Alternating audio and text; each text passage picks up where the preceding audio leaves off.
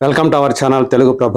నేను మీ జర్నలిస్ట్ యజ్ఞమూర్తి. రాజేంద్ర ప్రసాద్ హాస్య నట కిరీటిగా పేరు పొందిన వాళ్ళు, కామెడీ కింగ్గా, అంటే ఒక హీరో కేవలం కామెడీ తోటి ఏ స్థాయికి వెళ్ళగలడో నిరూపించినటువంటి మొట్టమొదటి తెలుగు హీరో రాజేంద్ర ప్రసాద్ అని చెప్పాలి. సో ఆయన చేసినటువంటి సినిమాలు, ఆయన అందించినటువంటి వినోదం, ఆయన్ని నటన పరంగా చూసుకుంటే అందరి వాడు అని చెప్పేసి అనిపించేలా చేశాయి. ఎవరికైనా సరే కొంచెం రిలాక్స్ కావాలంటే, వినోదం కావాలంటే ఆయన సినిమాలు చూసుకోండి అని చెప్పేసి చెప్పేటువంటి, అంటే వ్యక్తిత్వ వికాస నిపుణులు కూడా ఆయన సినిమాలను రిఫర్ చేసే స్థాయికి ఎదిగినటువంటి కామెడీ హీరో. కానీ వ్యక్తిత్వ పరంగా చూసుకుంటే ఆయన, అంటే ఆఫ్ స్క్రీన్ చూసుకుంటే అనేక సందర్భాల్లో ఆయన వివాదాలకు గురయ్యారు. గతంలో చాలా కాలం క్రితం అప్పారావు డ్రైవింగ్ స్కూల్ అనేటువంటి ఆ సినిమా చేసే టైంలో ఒక కథానాయకుతోటే అనుచితంగా ప్రవర్తించారంటూ అప్పట్లో ఆయన మీద దుమారం చెలరేగింది. సో ఆ తర్వాత కాలంలో ఆయన వివిధ ఈవెంట్లలో కానివ్వండి, ఫంక్షన్లో కానివ్వండి మాట్లాడే అవకాశం వచ్చినప్పుడు ఆయన చేసేటువంటి వ్యాఖ్యలు కొన్ని ఆయన మీద తీవ్రమైనటువంటి వివాదాల్ని, దుమారాన్ని సృష్టించాయి. డేవిడ్ వార్నర్ మీద వాడు వీడు అంటూ ఆయన చేసినటువంటి వ్యాఖ్యలు ఆ మధ్యకాలంలో ఎంత దుమారం రేగాయో మనందరికీ తెలుసు. అట్లాగే తోటి నటుల మీద కూడా ఆయన అలాంటి వ్యాఖ్యలు చేసేవాళ్ళు. మళ్ళీ ఆ తర్వాత నేను ఎలాంటి వాడినో మీకు తెలుసు అని చెప్పేసి అనేవాళ్ళు. అట్లాగే అలీ మీద ఈ మధ్యకాలంలోనే జరిగింది.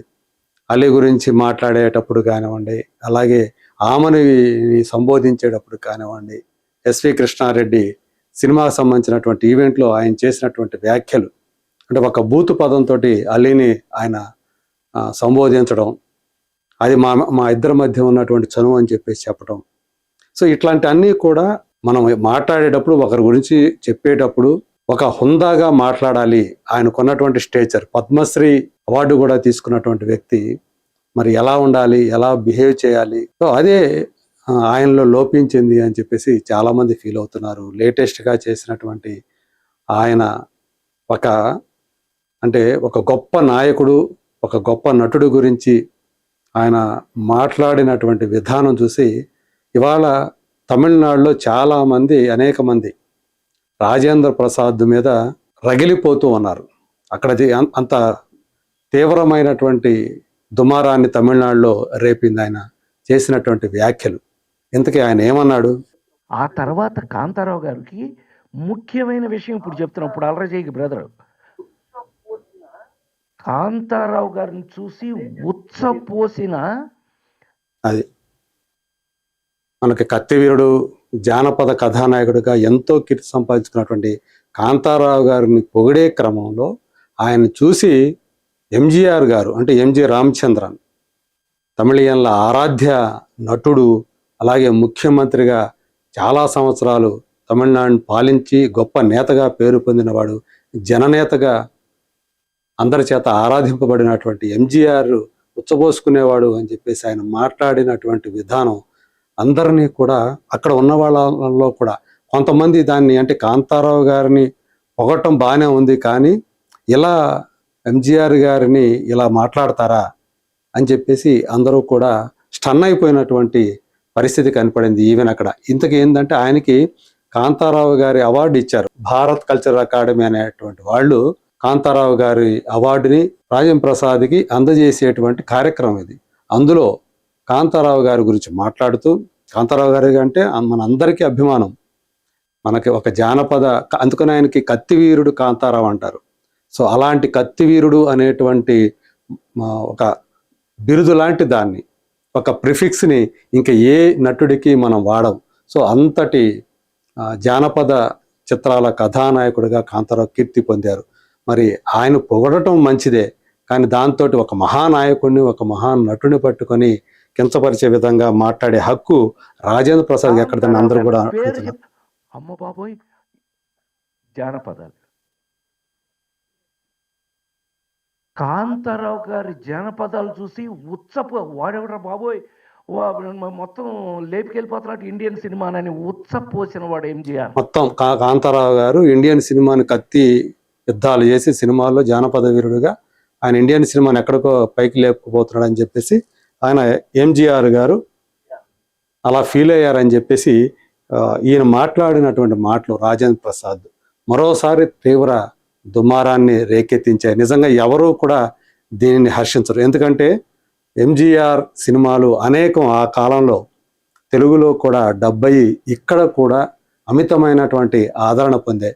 ఎన్టీ రామారావు గారు ఇక్కడ మనకు ఎలాంటి గొప్ప నటుడో, నెంబర్ 1 స్టారో, ఒక మాస్ స్టార్గా, అంటే తెలుగు సినిమాకు సంబంధించి మాస్లో అత్యధిక శాతం జనాలు ఆరాధించినటువంటి మొట్టమొదటి మాస్ స్టార్ ఎవరంటే మనకి ఎన్టీ రామారావు గారు. మరి అక్కడ అదే స్థాయి వాళ్ళైతే మా ఎన్టీఆర్ కంటే కూడా మా ఎంజీఆర్ గొప్పవాళ్ళు అని వాళ్ళు చెప్పుకుంటూ ఉంటారు. సో అలాంటి స్థాయి ఎంజీఆర్ది. ఆ టైంలోనే మనం ఎన్టీ రామారావు గారి సినిమాలు ఇక్కడ చూసే టైంలోనే ఆయన సినిమాలు కూడా కొన్ని ఇక్కడ డబ్ అయి వచ్చేవి. నేను కూడా లోకం చుట్టిన వీరుడు అనేటువంటి ఒక సినిమాని చూసి అసలు ఆ టైంలో అరే మనకు తెలియదు కాబట్టి చాలా చాలా చిన్నతనం, అప్పుడప్పుడే ఊహ వస్తున్నటువంటి టైము. అరే భలే ఉన్నాడే ఈ హీరో, భలే చేస్తున్నాడే, ఈయన ఎక్కడికో లోకాలకు వెళ్ళిపోతున్నాడే, వేరే వేరే లోకాలకు వెళ్ళిపోతున్నాడే అని, అంటే ఒక ఫాంటసీ వరల్డ్లోకి తీసుకెళ్ళిపోయినటువంటి కథానాయకుడు ఎంజీఆర్. మరి ఆయన పట్టుకొని ఇలాంటి కాంతారావును చూసి ఆయన అలా ఫీల్ అవుతాడా? ఎవరైనా సరే ఇది నమ్మశక్యంగా ఉందా? సో నువ్వు ఆయన కొంచెం ఎవరితను ఎలా వెళ్ళిపోతున్నాడు అని చెప్పేసి ఆరా తీయటం, ఒక అటెన్షన్ ఆయనలో వచ్చిందని చెప్పడం ఒక ఎత్తు, అది వేరే. అలాంటిది ఆయన చూసి ఈయన భయపడిపోయాడు అనే రేంజ్లో దాన్ని ఇంకొక ఆ పదం ఏదైతే ఉందో దాన్ని ఉపయోగించి చెప్పడం అనేది నిజంగా ఆయన స్థాయికి, ఆయన ఎప్పటికప్పుడు వ్యక్తిగా తనను తాను దిగజార్చుకుంటూనే ఉంటున్నాడు. అందు గురించే ఆయనకి మైక్ ఇస్తేనే భయపడే పరిస్థితి ఇవాళ తలెత్తుతూ ఉంది అని చెప్పేసి చాలామంది ఇండస్ట్రీ పీపుల్ మాట్లాడుకుంటూ ఉన్నారు.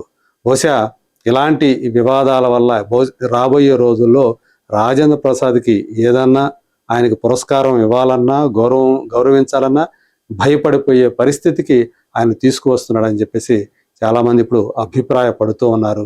సో గతంలో చేసినటువంటి ఇది ఫస్ట్ టైం అయితే సరే ఏదో మొదటి తప్పుగా భావించి క్షమించేయచ్చు. కానీ ఆయన అనేక సందర్భాల్లో ఈ విధంగా పదే పదే నోరు జారుతూ ఉండటం, ఆయన మాట్లాడే మాటలు ఎవరినైనా వర్ణించేటప్పుడు మరొకరిని కించపరిచే విధంగా మాట్లాడటం, తనకు దగ్గర వాళ్ళైనంత మాత్రాన పబ్లిక్లో మాట్లాడేటప్పుడు బూతు పదాలు ఉపయోగించి అత్యంత అభ్యంతరకరమైన, అసహ్యకరమైనటువంటి, అశ్లీలకరమైనటువంటి మాటలను కూడా ఉపయోగించి మాట్లాడటం ఆయనకే చెల్లింది అని చెప్పేసి చాలామంది అంటున్నారు, అభిప్రాయపడుతూ ఉన్నారు. స్త్రీల పట్ల కానివ్వండి, అలాగే తనకు సన్నిహితులైన వారి పట్ల కానివ్వండి, ఆయన ఏదైనా ప్రైవేట్గా మాట్లాడుకోకపోతే మాట్లాడుకోండి. కానీ మీరు పబ్లిక్లో మాట్లాడుతున్నప్పుడు మీ మాటల ప్రభావం ఖచ్చితంగా అందరం చూసే వాళ్ళ మీద ఖచ్చితంగా ఉంటుంది. సో ఇది ఒక హుందాగా వ్యవహరించాల్సినటువంటి వయసులోనూ, అలాగే 4.5 దశాబ్దాల కెరీర్ మీది.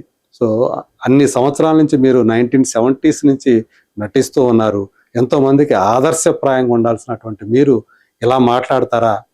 ఉచ్చం నీచం అనేది లేకుండా ఇష్టం వచ్చినట్టు మాట్లాడతారా అని చెప్పేసి చాలామంది అభిమానులు ఫైర్ అవుతున్నారు. ఎంజీఆర్ అభిమానులు తమిళనాడులో అయితే ఆయన రాజేంద్ర ప్రసాద్ మాటల్ని ఖండిస్తూ అనేక మంది వాళ్ళు వ్యాఖ్యలు చేస్తూ ఉన్నారు, కామెంట్లు పెడుతున్నారు సోషల్ మీడియాలో.